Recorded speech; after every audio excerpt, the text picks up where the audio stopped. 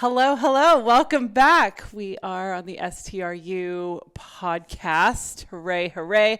I am joined by my ever most favorite person in the whole wide world, Mr. Richard Fertig. Hello. Hi, sweetheart. How are you? Great. Great. Yes, I am great. Listen, I I'm not really going to am. question it. I'll run with that. I'm so glad you're great. I am doing well, too, and I hope all the audience members are as well. Yeah, absolutely. Welcome to the STRU podcast, your #1 online hosting community, helping you achieve your goals through short-term rental investing. Now, here's your host, Richard Fertig. How's your summer going? Really, really amazing. Incredibly, extraordinarily busy. Oh my gosh, I had no idea you were going to say that. All great stuff, though. I know. Right? Really, really great stuff. Amazing stuff. And what I would say is there's no lack of it. Like, Right. as stuff gets great and busy, doors open and even Yeah. greater stuff and even better stuff and even more exciting stuff Yeah. keeps happening. And I'm just It's so here good. and I'm grateful that we're receiving and manifesting it. And with your help, Yeah. we're just, going for it all. Holy smokes. That is so true. That is so true. Incredibly grateful, incredibly excited. Can I just say one thing? You can. So to the people that are watching and listening and so on, the really cool thing is as these projects unfold, and what I mean by that is like once we're currently under contract, we're not really going to be discussing them very much until they're actually closed and we own them, both because of superstition, I don't want to jinx it, but also it turns out that my social media presence and following has been kind of picked up on by certain sellers. And so I'm kind of competing against myself and it's not really helping. And consequently, we will tease that there's some great things happening. You're going to have to really trust us and know that this is honest. And then as soon as we close and we own them, then we will share all the details with you. So stay tuned, I guess is what I'm saying. Huh. Okay. Well, that was a fun way of putting it. Well, do you have a better way? Why don't you clean it up? Let's go. Come on. Come on, Miss Co-host here. No, I mean, I don't think we're superstitious, but I do think that there's something to be said for not like counting our chickens before they've hatched and just making sure that, I feel like you've actually taught me this, that in the number of like real estate transactions that we've gone through, just because we're under contract doesn't mean that things can't change or pivot or like this is like when we're dating, but like we're not necessarily married to these properties or these contracts or these deals or these opportunities just yet. And so it's almost like, you don't change your name till you're married. And what I would say is... Ooh, what do you think about that? That's a kind of fun way of putting it. You don't change your name till you're married. There you go. That's a fun way of putting it. And another more real estate oriented way of thinking about it is that we are actually in the due diligence phase. And during the due diligence phase, our goal, like our primary objective is to not buy the property, right? Like we're doing everything we possibly can to figure out all the hair, the nuance, the zoning, the requirements, the restrictions, the capital. Like we just literally are searching for all of the reasons not to do the deal. It's very counter to the way that I approach my life and everything else. And those of you that have in the cohort-based class, we spent a lot of time on this yesterday. Normally, I also want to know how that's going. Yeah, we'll talk about that in a minute. But all right. We spent a lot of time yesterday in the cohort-based class talking about when people are looking to grow and expand, I want them to think about why they should do the deal. Right? Because most people approach short-term rental investing or even any sort of investing with all the reasons not to. Like, well, what if this? And what if a hurricane? And what if an earthquake? And what if I don't have money? And what if people aren't there? And so if you're spending all of your time and energy thinking about like the reasons not to do the deal, it should come as no surprise that you're not going to do the deal. And even if you do one deal, you're not going to do 2 or 5 or 10 or 20. You're certainly going to go at a slower pace. And, I'm trying to help people in the cohort-based class overcome those self-limiting beliefs and show them just what an amazing opportunity set it is. But here's the point. When you're looking to buy a deal and get it under contract, I want you to think about what you want as opposed to what you don't want. Right. I want you to think about why you should buy it as opposed to why you shouldn't buy it. And then as soon as you're under contract and you're in the due diligence phase, then we have to change our entire like lens and hat and everything else. And now we're really focused on why not to buy it, right? Like regulatory, zoning, neighbors, costs, restrictions, everything goes under the microscope. And this is the period of time where we want to break the deal. Like before we get married and change names, we want to make sure that this is the right suitor, the right opportunity, the right property. And so I don't like to share much about it. You're right. It's not superstition, but it just doesn't make any sense. We do a fair amount of due diligence, and some deals progress. Most deals progress. Yeah. I do a fair amount of pre-due diligence. Totally. But we don't spend money on experts and consultants and architects and zoning and engineers and all of that until we get into the due diligence phase. Right. And so we're spending actively on a lot of those professionals and consultants and so on to make sure that the deal that we think we have, or deals, there's more than one, are actually going to close. And then once they do in fact close, we will share all of the details with you, including the due diligence through the cohort-based class in particular. That's where we get granular. And we'll change our name. No, we won't change our name. But what we will do is we'll share all of the details with you. And for those of you that are accredited, this would be a good time to note, if you want to co-invest in these deals and with other investors and myself and so on, we are launching, yet to be formally announced, but you've probably seen me tease it. Drum roll. You do it. Stomp Capital. Ding, ding, ding, ding, ding. And it's basically going to be my investment portfolio. I will be more likely than not contributing many, if not all of my short-term rental assets into that portfolio and inviting accredited investors, accredited investors to invest alongside me and participate. And at least one of the deals that is under contract right now is earmarked, targeted, and will reside in the Stomp Capital Short-Term Rental Opportunities Fund. And the fund, as I just said, is all about short-term rental opportunities. It will have a basis of development for short-term rental, existing short-term rental. Some of my boutique hotels will be in there, and other deals that we're looking at. So really excited to announce that, but this is not the right place or the right time. So been incredibly busy, and what I would say for those of you that are wondering, hey, prices are at all-time highs and I can't find good deals and so on and so forth, I'm not seeing that. I've seen more deals and more opportunities than perhaps in this entire short-term rental opportunity space. Different lens, different outlook, and by the way, more highly convicted today than ever before, because we're starting to see exactly what I've been predicting for years happening. And what is that? What have you been predicting for years? Correct. And what are we just starting to see? I'm testing her. I'm making sure she's listening. I know she's with me for my good looks, but is she also learning? And the yummo. The yummo for sure. And I'm a good cook, and Erica loves my cooking. But go ahead. What have I been teaching? What have I been predicting? And what are we starting to see? Big money coming into the short-term rental space. Right. And big money, what kind of big money? Banks, investment banks. Institutions, yes. That's big money. Big money. Yeah. So do we want to turn to that, or do we want to stay on like what's going on this summer? No, I think we should turn to that. Really, really interestingly, I found an article, and it is titled Dublin firm ReAlpha plans to buy up to 15,000 Airbnb rentals. 15,000 Airbnb rentals. Yes. And they said it couldn't be done. And they said they couldn't manage it. And they said that they wouldn't come. And all of this, all these people have been telling me that it won't be an institutional asset. And I've been sitting there banging the drum saying, you just watch.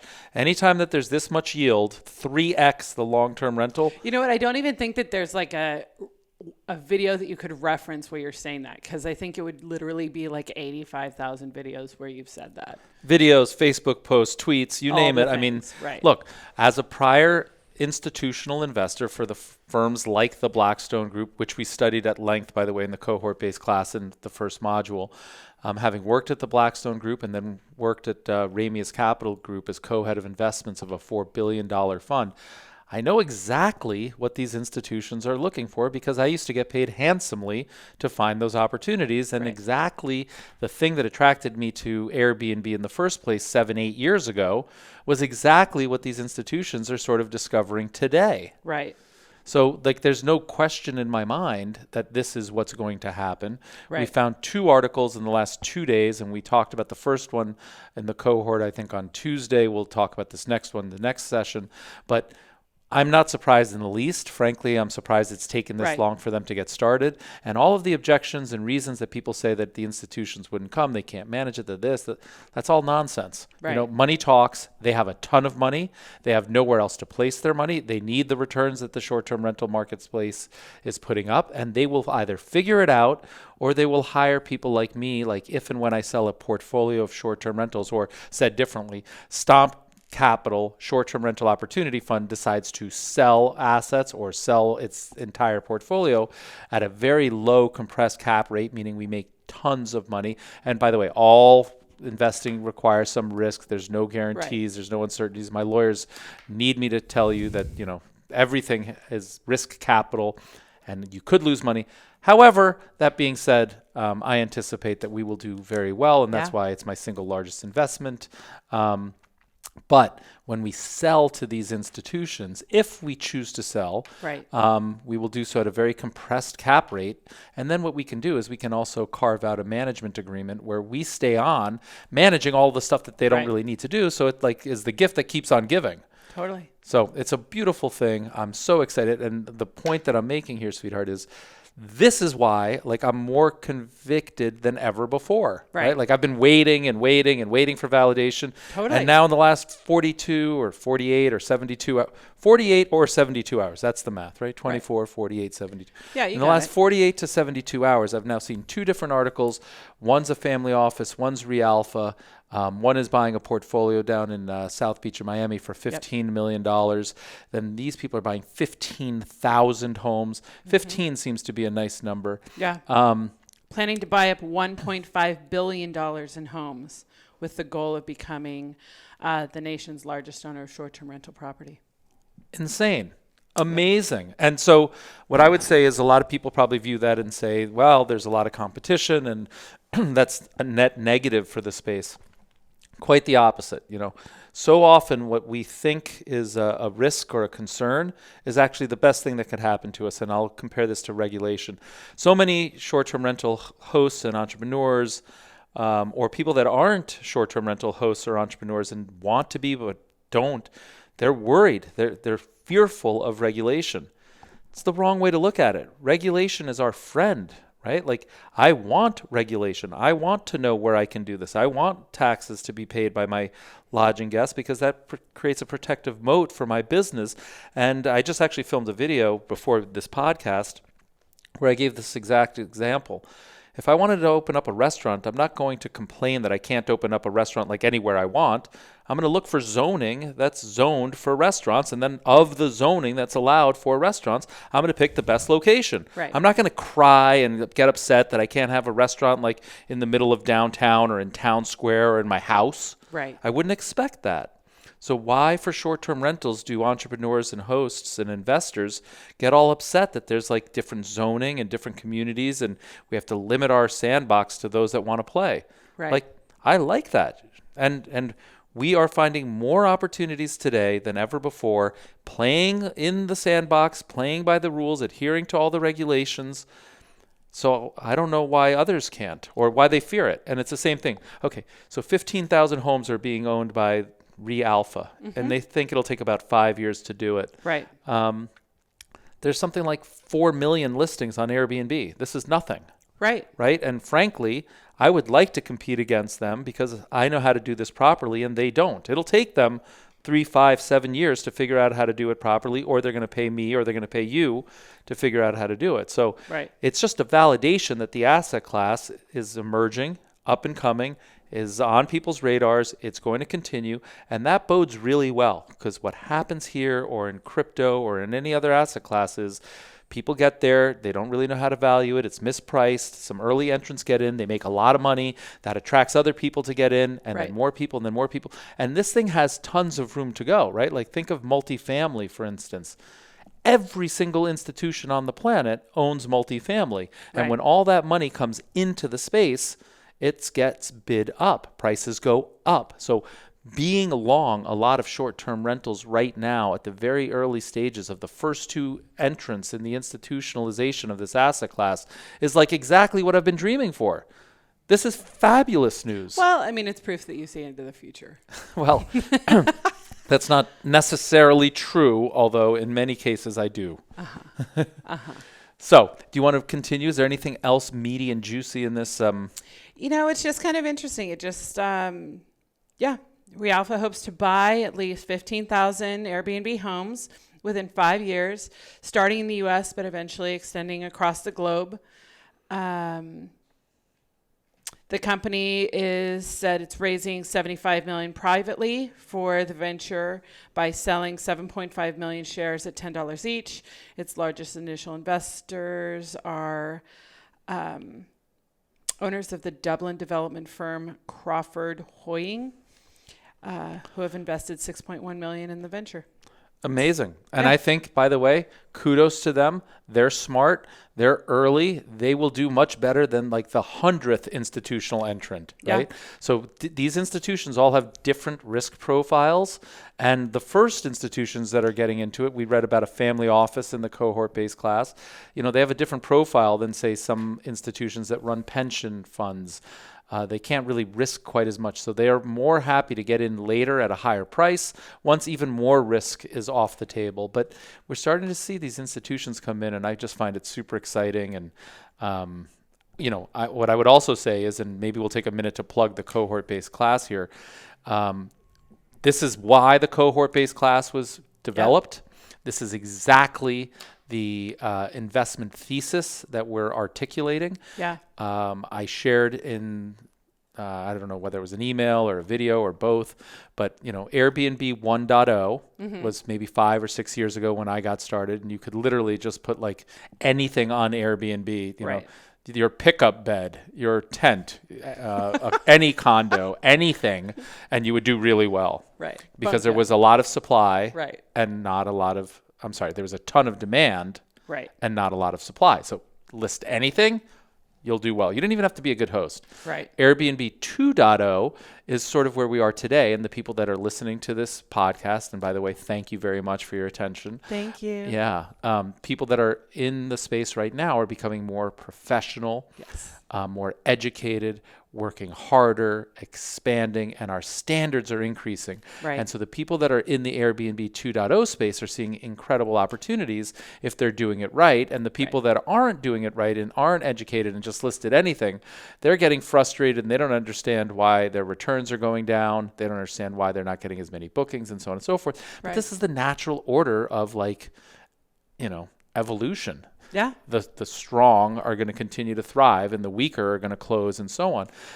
But the big opportunity is what I call short-term rentals 3.0, where it's purpose-built, it's designed, it's intent, it's experiences, and we create these portfolios and we start to look at these individual assets as players in the portfolio as opposed to, what's happening right now in Airbnb 2.0. Somebody sees a nice house, somebody gets a deal, somebody and you just buy things for no apparent reason because what's worked in the past you think is going to continue to work in the future. That's not going to work anymore, right? Because you're going to have people like me and Realpha and that family office that are coming in and looking at this as a portfolio level, and we are looking for different things, right? It's kind of like the analogy might be if you sent a child into a supermarket and said, buy anything you want, they're going to go right to the sugar aisle. They're going to get the cakes and the candy and Twizzlers and all this stuff. And that's not healthy. That's not a healthy diet. That's not good for the child.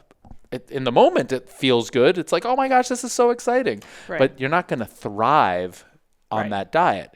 What you need is the whole body holistic experience, which is like, I need some vegetables, I need some fruit, I need some protein. And so when we create institutional portfolios, we've got a higher purpose and a greater goal. And, there might be a little room for dessert. And I'm a huge sugar fan. I got to cut it out. I got to cut it out. I really, Holy smokes. Could you help me with that? Actually, I don't think you can, because you're, pretty sugar. In any event. Oh my God, not like you. No, I've got a really bad problem and I need help. I'm the first to say it. But what I will say is that it's a very different lens that institutions look at this investment horizon in space, and we buy individual assets for particular benefits at the portfolio level. And so consequently, what we're willing to pay and what we look for and how we do it is very different. And the cool thing is, in the cohort-based class, we're teaching exactly how to do this, right? Yeah. And exactly what these STR 3.0 assets look like, and then also how to create the portfolio. That's what I think is really, really cool about, the cohort-based class is that, cohort-based course, is that it is different. It's new information.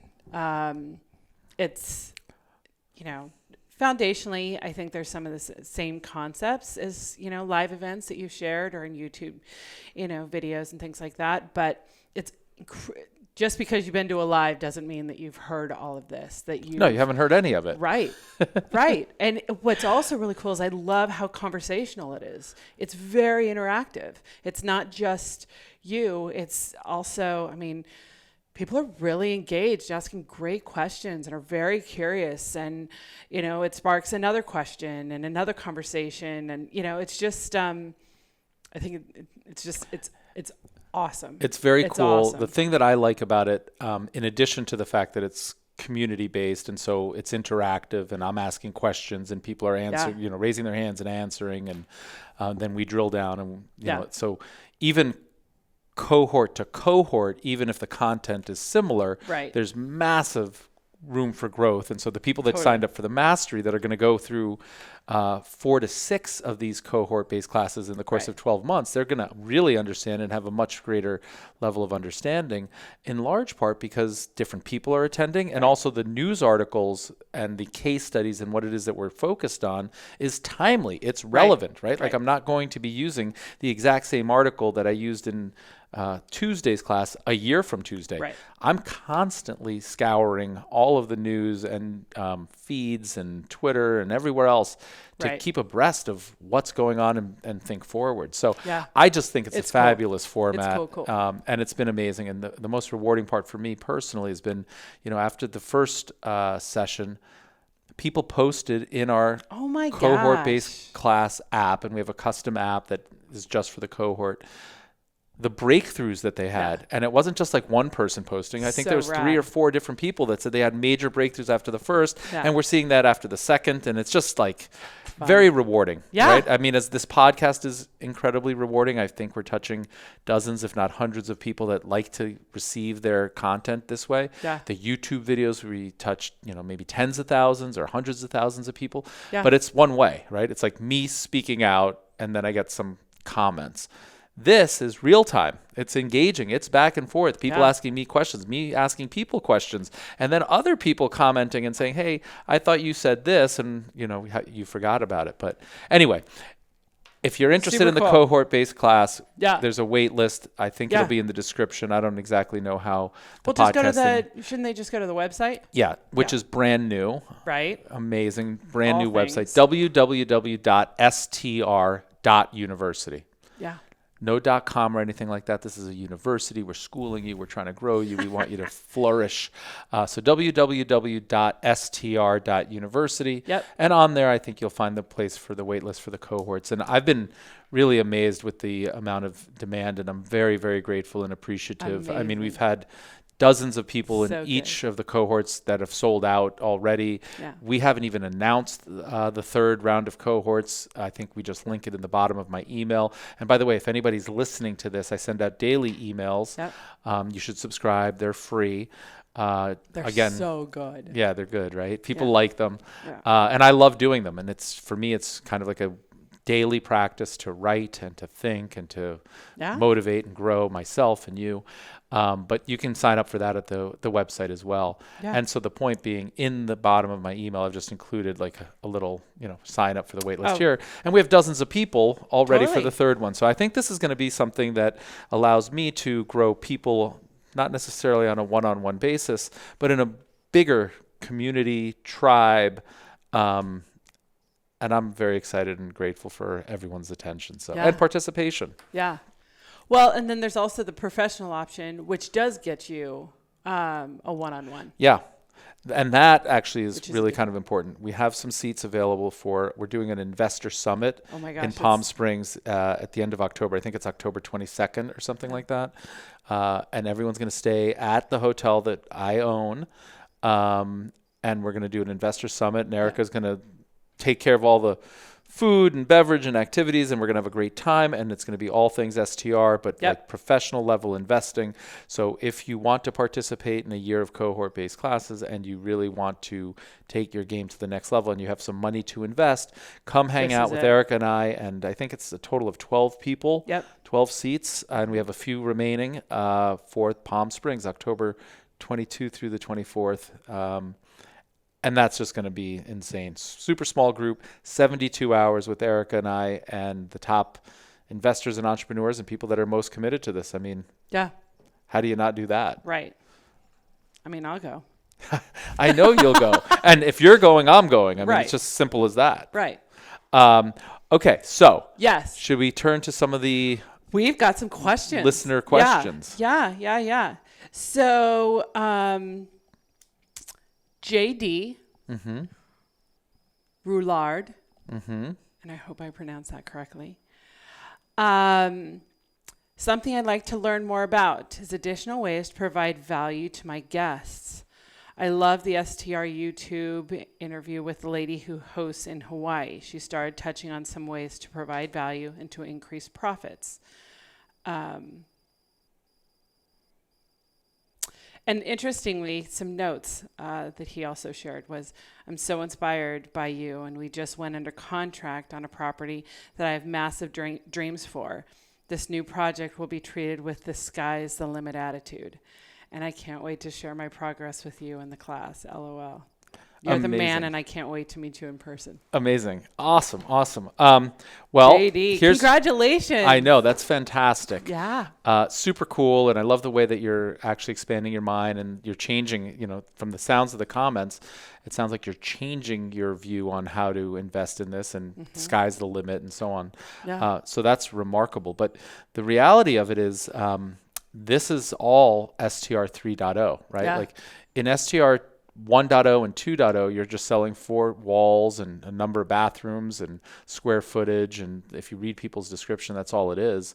But where we're going is going to be the exact opposite, right? It's going to be all about like sort of the experience and the value add and what you can do and having a sense of place and a unique location and attracting a tribe. And I mean, it's so clear to me. And we're spending an incredible amount of time in the cohort-based class going through exactly step by step. And we did exercises and people are doing homework towards creating these individual assets and then a portfolio. So it's remarkable. That said, I'm actually, while I'm well-versed in sort of event planning and have focused on delighting the most influential people on the planet in a variety of different businesses, the person who actually does that here at Edge Camp Sporting Club, the director of hospitality at Edge Camp Sporting Club, happens to be sitting right here. Yes. So why don't you field this question? Wow. Okay. So, what I would say is that you can really get as creative as you want to be when it comes to attracting, your tribe and creating really memorable experiences for people. And that could be anything from, like, I'll give you some examples, of different things that we do here, at Edge Camp in the Outer Banks. It's anything from,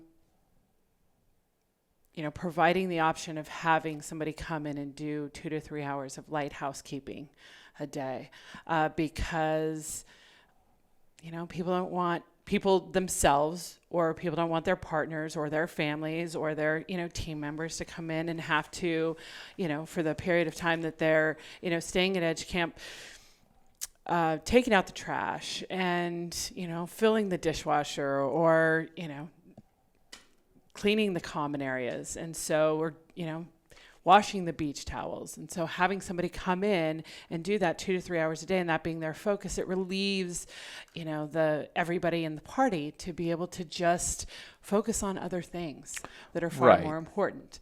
But what I would say about that example is that's everyone should offer that. Right. Right. It's location agnostic. You can do that in Milwaukee. You can do that in Brazil. You can do that anywhere. Right. But I think that the real value add in terms of STR 3.0 is going to have more of a tie-in to like the sense of place, things that are unique to your location. So if you're in Brazil, it's going to be very different than if you're in Nashville. Right. Right. So share with the audience some of the things that we do here. Right. So there are things that we do very specific to Edge Camp in the Outer Banks, such as a couple of nights ago we did a beach dinner for 45 people.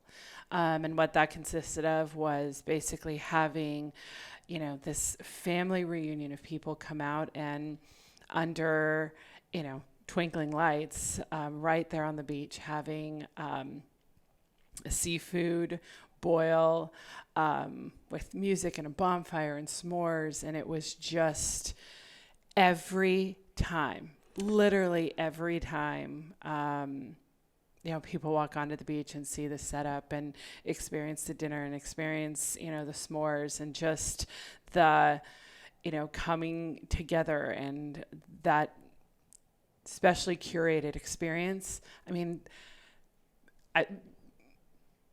it's incredible. It's amazing. They'll remember it forever. They will remember it forever. And I think you did perhaps a little injustice to yourself and your team. When Erica's discussing, they come out and they see the setup. I mean, we're talking about 6 or 7 farm tables and benches, and the table setting is absolutely gorgeous. And because we're here by the ocean and we're looking at the ocean, there's coral and floral arrangements. And I mean, it's literally theater, right? It's magical. It's awe-inspiring. It's memorable. They've never seen anything like it. They ooh, they ah, they take photos, they Instagram it, they do all of this stuff. And these are people that are very well we're talking about partners at, Goldman Sachs, partners at top VC firms. Mm-hmm. We're talking about members of some of the wealthiest families on the planet. I mean, we're talking literally our guests at Edge Camp Sporting Club are the who's who. They are the most influential people on the planet, and we're wowing them by putting farm tables on the beach, getting a beach permit, having a little fire pit, putting s'mores together. We're creating this experience that they themselves didn't even know that they wanted, but as soon as we offer it to them, it's like, wow, amazing. Yeah, right. I'll do that. Right. And in terms of a business, it's quite profitable. Absolutely. Right? We started doing this and we didn't mark up because we were trying to learn what the opportunity was and what people liked and what they didn't like and how much they would pay and which vendors and how to get the process and system. The goal here is to experiment a lot and then remove ourselves, right? We're not intending to be here for every single beach dinner, and you're certainly not going to be there doing all of the stuff that you have been doing. Mm-hmm. This is research and development. This is training. This is getting the vendors lined up, but then it's marking up these magical experiences that they can only get from us. Right. And creating a moat around our tribe. Right. And the only thing that I would say that, that's the Cadillac version, right? Like that's the platinum version. But we also have given guests the option of having it on site at Edge Camp, Soundside itself. I mean, I would say that that's still pretty platinum and pretty Cadillac. It totally is, but it's at a different price point. Yeah, well, because we don't have to. It's also a great alternative if Oceanside is too windy, because typically if Oceanside's too windy, Soundside is a little bit calmer. But I do think you always want, I would just advise if this is something you're going to explore, to have additional options, because you can't predict the weather and you can't, there are certain things that are beyond your control. But it's incredible. And people have only found out about the beach dinners from pictures that we've posted, and the number of people that have the number of guests that have reached out and said, hey, that dinner you did on the beach, I want that. In regards to future guests, it's been really, really cool. It's amazing. And what I would say in STR 3.0, it's attracting your tribe. Mm-hmm. In large part, they're going to look like you, and you know what you like and what you don't. And so, like, for instance, Erica's very into floral design and having flowers everywhere and like beautiful stuff. And so she's located a tremendous partner and a vendor that does incredible work.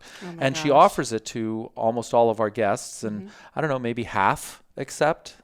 Probably, I would say more like 60 to 75%. Okay, a significant number, right? And so this is not that hard, and it's not unique to Richard and Erica or Edge Camp Sporting Club. But it's like Erica is the inspiration for the floral design. And if I was managing this on my own entirely, I probably would not be offering floral. But it turns out that a significant portion of our guests are happy to have, fresh flowers. And the way that Erica does everything is to the top and over the top even sometimes. And so we've had some guests that have the flowers changed out mid-stay, right? Mm-hmm. When we did STRU Live in the Outer Banks, we did flowers for the first arrival, and then we had a couple of days off or a day off between the second session. We had flowers changed out. When my kids come, flowers get changed out. And so, it's just the sky's the limit, and it doesn't have to be flowers. It can be anything. If you've got... Right, but what I'll share with you is even...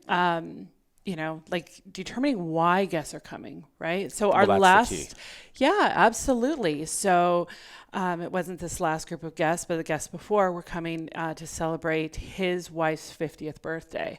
And so we determined what our favorite flower is, and we had a really beautiful bouquet delivered to the house. That I don't know that he necessarily, it was once I started speaking with him and asking the questions, what can we do to make it really, really special? What is her favorite birthday cake? Let's have that made. Let's have that, for,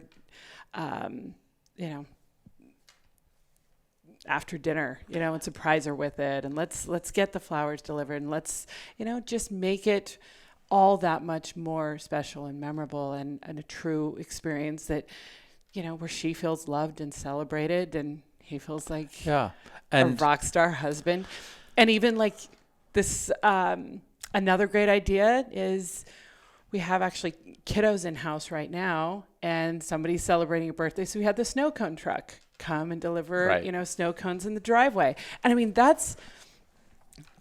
This is awesome. where short-term rental hosting is going. It is. Short-term rental hosts that are literally just providing 4 walls that are clean and letting people do their own thing.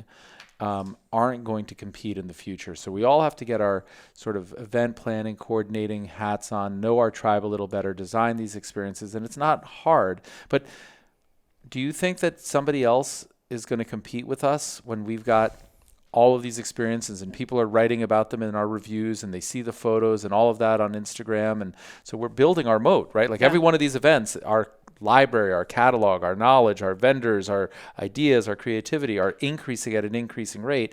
And this is where the world is going, right? People are all about experience.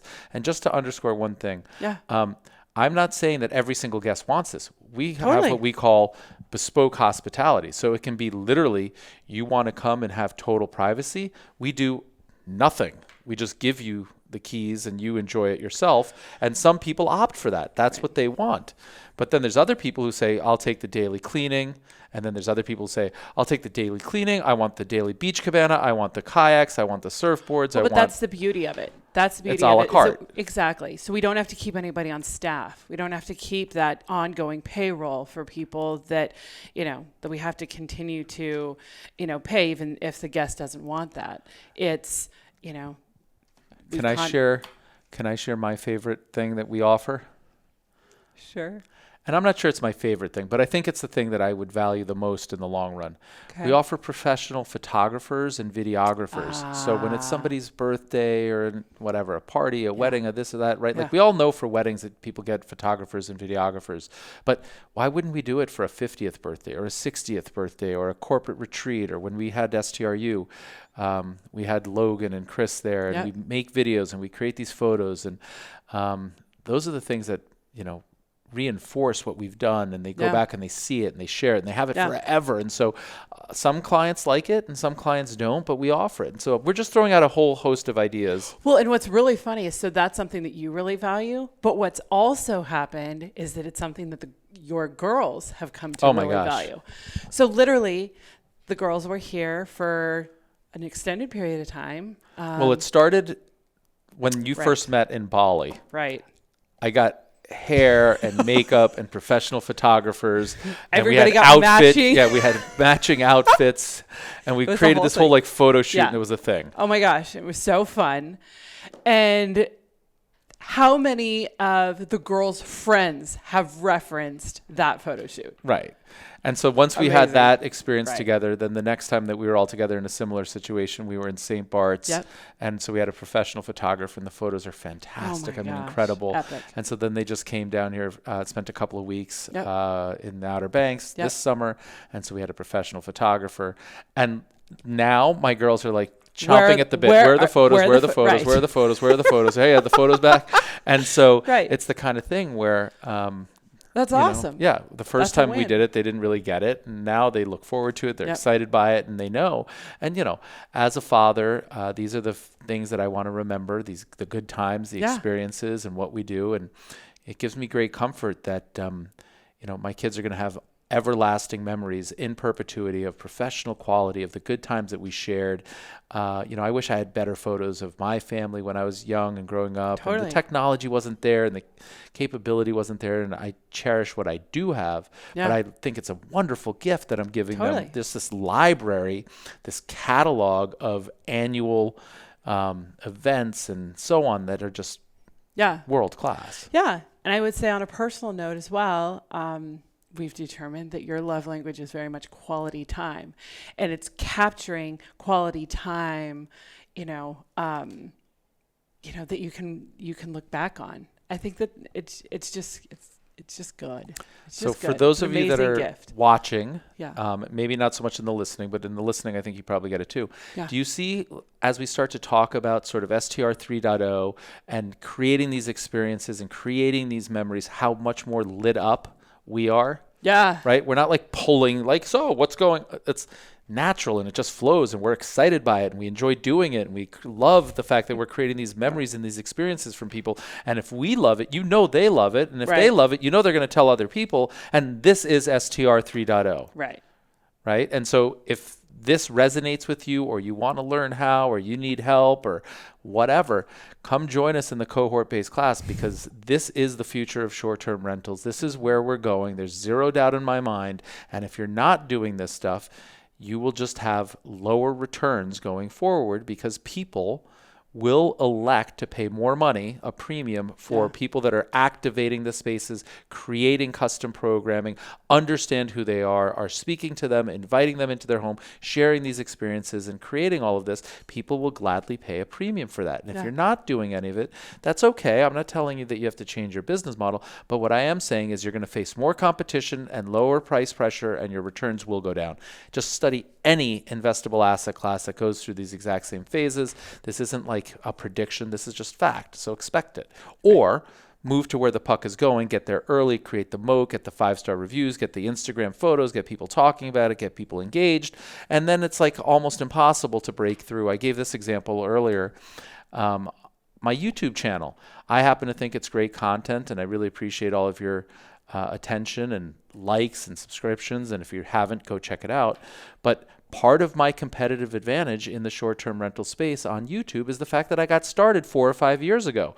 It's much harder to get started today. Sure. So in your community, whether it's in, Belize or Brazil or in Madison, Wisconsin, doesn't matter where it is, the sooner you start activating some of these experiences and programming and move towards 3.0, the more competitive you are, and the more advanced you are, and the more premium you can charge, and the more money that you will make, and the more you can reinvest and expand and buy another place and start to not buy individual assets, but create a portfolio that these institutions will come knocking on your door and want to buy. Right. And that's the opportunity. So that's the entire investment thesis, STR 3.0. You heard it here on the podcast. All you have to do now is just go do it. Just go do it. So, all right. Well, awesome. I think that was a great question. It was. Thank you, Literally, JD. it's the basis. And again, congratulations. Yeah, it's the basis of everything that we're doing. Obviously, we're spending a lot more time. The cohort-based classes are 6 different classes, 2 hours each on Zoom with me leading the entire thing. Yes. Of course, for those of you who've seen me go on live, it's not 2 hours. The first one was 3. Yesterday was 2.5 or more. So it's probably 15 hours or 20 hours of in detail experience, share, knowledge. And in those programs, we also talk in real time about the deals that we're looking at and analyzing and so on. So sign up if you're interested. Do it. And anything else? I mean, the best is yet to come. The best is, look, honestly, it's kind of interesting. You know, I made a post on crypto not too long ago where I said, I don't know what threshold we crossed. Maybe it was 20,000 in Bitcoin, or maybe it was 30,000. But I said, what few people understand is that it is now less risky with more opportunity to the upside than before. Right. Right. So like Bitcoin at 1,000 was much more risky than Bitcoin at 30,000. Right. And the same, I would say, is for short-term rentals. Short-term rentals after 10 years or 12 years with Airbnb in existence, and Airbnb just having gone public, and now institutions dipping their toe, is much less risky and much more filled with opportunity than it was before. Right. Right. And so we, Richard Fertig, Stomp Capital, STRU, and those of you who want to participate, we're going full in and we're going hard because like the risk is behind us and the best is yet to come. Right. Awesome. So good.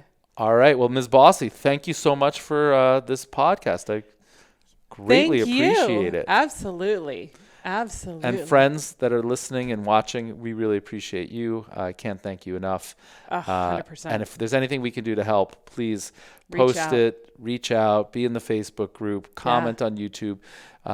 We're growing, and we're growing exponentially quickly. We've never had this much growth in each one of these different channels and so on. So it becomes a little bit harder to stay on top of it, but we're dedicated and we're motivated and we're excited, and it's incredibly rewarding to see the success. There was somebody in the cohort-based class who wrote after their first one-on-one, they took some action. They 2 years ago, they did some action. Then they had another one-on-one a year ago. They took even more action. And then they just shared with the cohort-based class that they cannot believe the life that they're living on year 3. Right. And now they're more motivated, more like they're just like, pinch me. I can't believe that this is my life. And, you know, I gotta say, live for that. I get it. Yeah. I gotta say. We should pinch you too. Pinch me. Hey, a lot of pinching going around. Friends, thank you so much. Appreciate it. And we will see you on the next podcast. Like the video and subscribe. That's it. Thank you. So that does it for another episode of the STRU podcast. As always, all links mentioned are in the show notes below. And if you found this show helpful, please leave a review on iTunes. If you're serious about short-term rental investing, be sure to check out str.university. Till next time.